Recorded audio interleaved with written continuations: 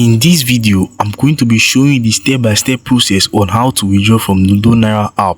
You actually have earnings there but you don't know how to withdraw. Just stick with me to the end of this video to find out how to withdraw successfully from this app. So now let me go to the app. So click on the balance. As you can see here, click on it. So if you've actually withdrawn the 100 naira you got when you sign up with my link, know that the balance that you'll be able to withdraw now will be 200 naira, about 200. The minimum will be about 200. But if you don't know how to withdraw and you have not withdrawn at all, just click on the winning showing on your screen. So you look for your bank, then you put in your account number, then you tap on verify. So after you finish verifying, you enter the amounts you would like to withdraw, just above 200 naira.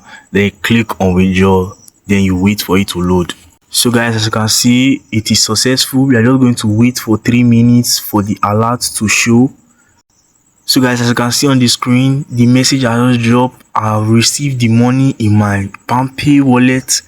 So that's just how to withdraw from Ludo Naira, fast and easy.